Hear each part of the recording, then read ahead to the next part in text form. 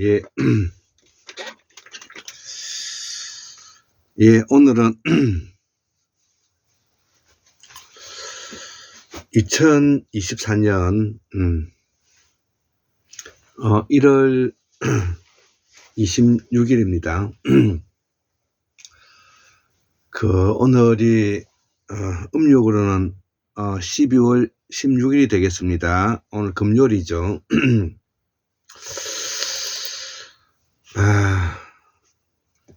제가 어저께서는 스페인 에서 공부하고 있는 고서 선생이 전라남도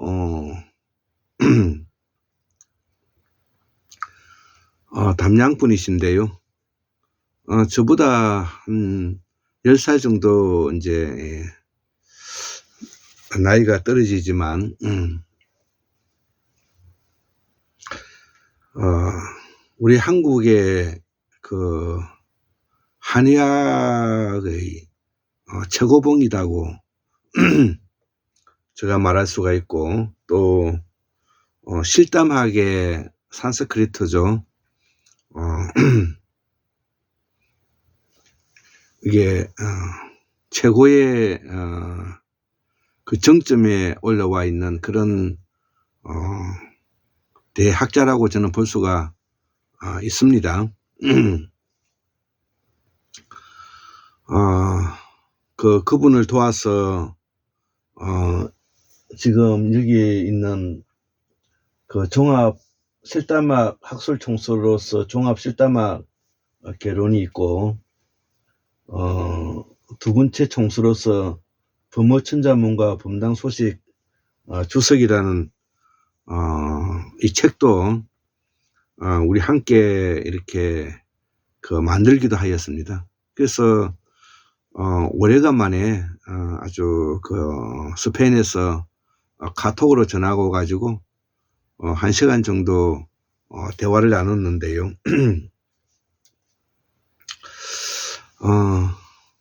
제가 지금 현재 놓여져 있는 상태와 기분은 울적하고 우울합니다.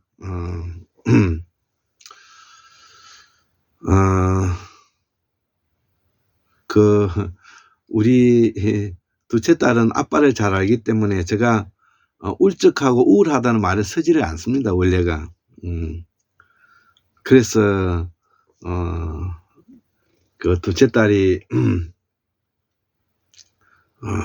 아빠 요즘 이제 이 허한 것 같다고 말을 하길래, 그래 너가 나를 알아주는구나, 그렇게 이야기하기도 하죠. 그렇습니다. 제가 지금 현재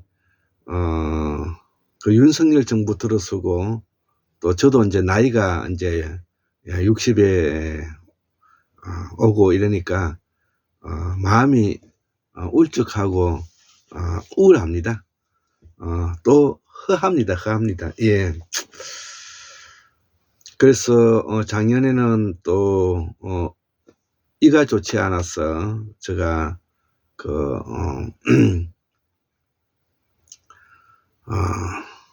임플란트도 많이 하고, 그래서 그럼에도 불구하고 제가 공우 강삼 박사님을 뵙고 제가 개인적으로 학문에 자신감을 가지고 여기까지 올 수가 있었는데,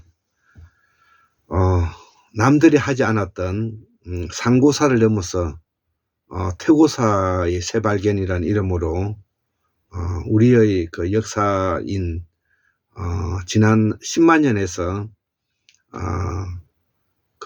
태고사의 새발견이라는 이름으로 이 강의를 해왔고, 또 우리에게 꼭 필요한 환국 문명사를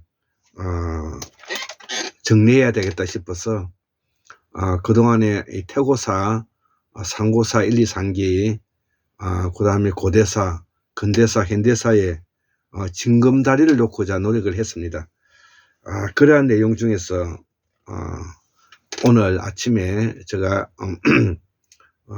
정리해서 적었던 내용을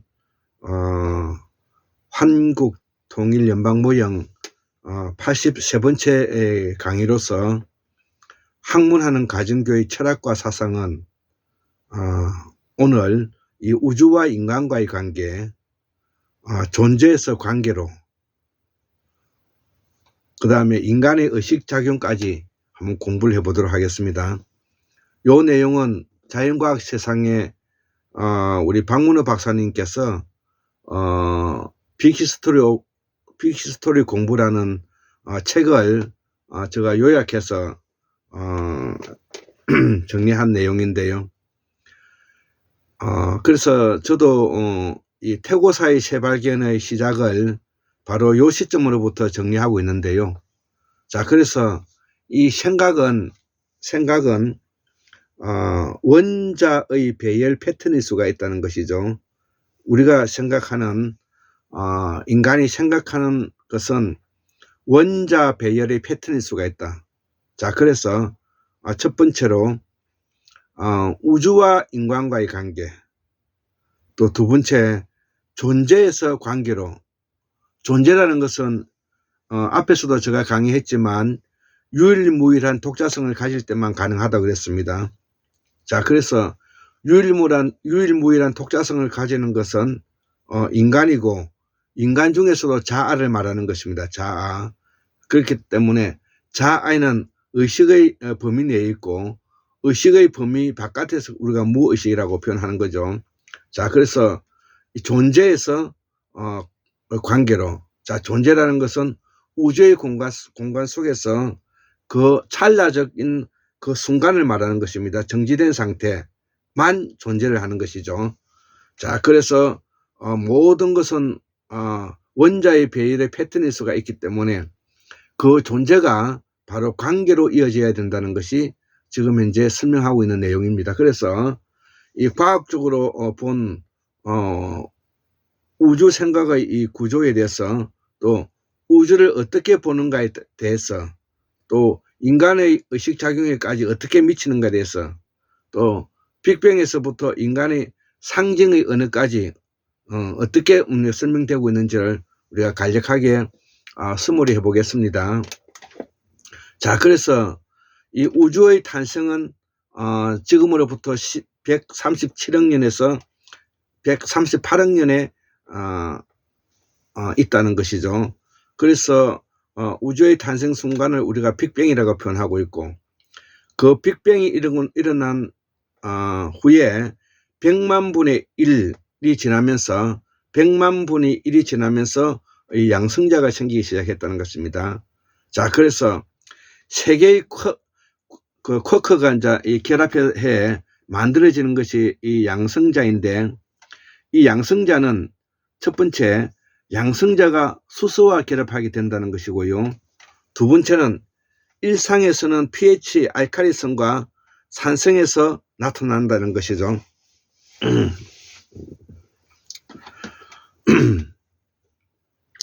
세 번째, 별을 구성하는 주요 물질이 바로 양성자라는 것이고요. 네 번째, 38만 년이 지나서 그 우주에 수소가 이제 출현했다는 것이죠. 예, 빅뱅 이후 100만 분의 1이 지나면서 양성자가 생기고 38만 년이 지나면서 우주에는 수소가 생기기 시작했다는 것이죠. 다섯 번째, 전자가 양성자에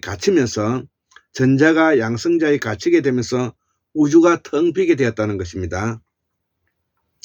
자, 그래서 최초의 별은 빅뱅 후에 5억 년 후인데, 그래서 빅뱅 후에 5억 년이 지나고 현재는 약 2억 년으로 이제 추가로 보고 있다는 것이죠. 그래서 빅뱅 이후 2억 년이 지나서 별이 시작이 됐다는 것이죠. 그리고 이후에 45억 년 전에, 지금으로부터 45억 년 전에 우리의 별 태양이 출현했다는 것입니다. 자, 그러면 태양의 특징이 어떤 것인지 한 6가지로 말씀을 드리고 싶습니다. 자, 첫 번째, 태양과 동시에 생겨난 것이 이제 태양계고요. 우리도 태양계에 있죠. 두 번째, 초기의 대륙에는 생명이 없었다는 것을, 우리 지구에도 초기의 대륙에는 생명이 없었다는 것이죠. 세 번째, 초기 대양에는 약 40억 년, 약 38억 년 전에 이제 그 생명이 탄생하기 시작했다는 것입니다. 자, 그래서 네 번째, 지구 최초의 단일세포가 출현했고요. 자, 지금으로부터 38억 년 전에 지구 최초로 단일세포가 출현했다는 뜻이 되겠습니다. 다섯 번째, 탄소실을 중심으로 한 유기체가 출현했다는 거죠.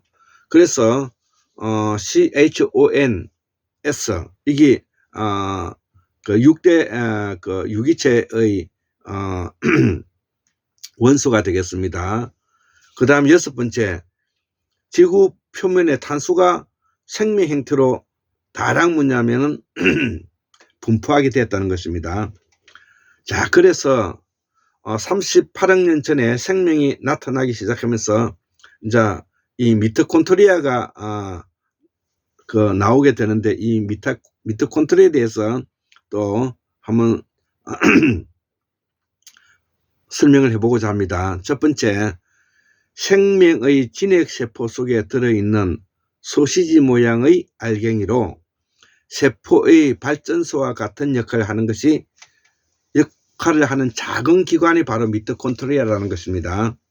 두 번째, 지난 30억 년 동안 엄청나게 가속화된 생명의 진화가 일어났다는 것이죠. 예, 지난 30억 년 동안 엄청나게 가속화된 생명의 진화가 일어났다는 것입니다.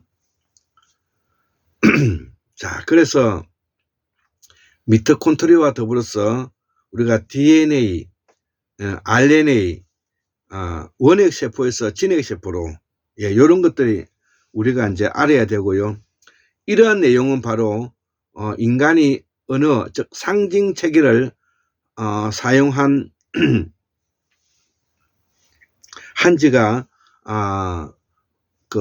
불과 10만 년에 밖에 지나지 않는다는 것입니다. 그래서 인간의 언어의 상징 체계를 시작한 지가 10만 년밖에 되지 않기 때문에 10만 년 전부터 우리의 이 환국사가 시작되는 것이고, 우리의 태고사가 이때부터 시작되는 것입니다. 그래서 이후 이 언어가 1차적으로 종합된 시기가 우리가 사라진 무대륙이라 말하는 순다대륙, 순다환인 시대라고 제가 말씀을 드렸고요. 자, 그래서 이런 지금으로부터 약 10만 년에서 7만 년 전에 우리가 사라진 무대륙 문화가 나왔고, 무문화가 나왔고, 태양 숭배라든지 마야, 잉카, 정령신앙, 애니미즘, 토템, 소떼, 보살사상, 씨알사상, 토속 원시신앙이라든지 극락사상이라든지, 그 다음에 선앙당 사상이라든지 샤머니즘, 이런 것들이 이제 이 언어적 사고로 시작한 10만 년 이후에 이런 것들이 나타났다는 것입니다. 이거는 참고로 제가 말씀을 드렸고요. 자, 그래서 이제 생명이 탄생함과 동시에 우리가 광합성을 하게 되었고, 또 광합성을 하게 되면서 우리가 이제 척추동물이 이제 나오게 됐는데, 척추동물이 나오면서 신경계의 진화가 나타나는 것이죠. 그래서 이 신경계의 진화와 더불어서 우리가 감각적이고 지각적이고 생각이 상징책으로 뭐냐면은 나타나게 되었다는 것입니다. 그래서 이 상징적 언어를 쓰는 지구상의 유일한 존재, 인간이 나타났다는 것을 설명하고 싶어 하는 것입니다. 자, 그래서 앞에서 이야기했던 우주와 인간, 존재에서 관계, 인간의 인식작용까지를 지금 현재 설명하고 있는 것입니다. 자, 그래서 인간이 언어를 쓰는 상징 시스템에서 인간이 문화와 종교, 명상, 도덕, 윤리, 법, 이런 것들이 이제 만들어지게 됐다는 것이죠. 그래서 인간이 가지고 있는 것이 이제 어떻게 관계로 나타나는가, 이것이 바로 빅뱅에서 15단계 후에 출현한 생각이 이제 나타나게 되는데, 이제 그 대표적인 것이 생각을 가지런히 가다듬는 방법론이 명상이고요. 앞에서 이야기했죠. 신경계의 진화로서 우리가 상징적 언어에서는 지구상의 유일한 존재인 인간이 나타났다는 것이죠. 그래서 생각을 가지런히 가다듬는 방법론으로서 명상이 있고요. 진리와 깨달음을 추구하는 불교가 있고요. 지난 인류가 3000년 동안 바탕에 깔고 있는 명제가 바로 무한, 연소, 인과가 우리가 고전적 물리학이라고 말하는데, 무한, 연소, 인과가 뭐냐면 원인과 결과에 대한 것을 우리가 인과라고 하죠. 그래서 이것이 우리가 현대 물리학으로 넘어오면서 무한은 연속으로서, 무한은 연속을 다른 말로 경계라고 하죠. 자, 그래서 말을 잘못했습니다. 무한과 연속과 인과가 고전 물리학에서 설명하고 있었던 내용이, 무한과 연속은 뉴턴의 고전 물리학의 근본적인 사고 체계였는데, 이후에 이 무한과 연속과 인과가 상대성 이론이라든지 양자역학이라든지 입자 물리학에 따른 현대 물리학에서는 다른 관점으로 보기 시작했다는 것이죠. 그래서 무한은 양자역학에서 유한으로, 무한은 양자역학에서 깨어져서 유한으로, 다른 말로 경계라고 그러죠. 그 다음에 연속은 시공간의 개념에서 불연속으로, 그 다음에 인간은 원인과 결과에서 확률로 나아간다는 것이, 이것이 바로 뭐냐면 우리가 우주의 원리가 인간의 생명 현상인 인식의 작용까지 어떻게 미치고 있는가를 제가 간략하게 설명을 드렸습니다. 74,143년 1961년 2024년 1월 26일 금요일 한국문명학습 골장 김대수 올립니다. 감사합니다.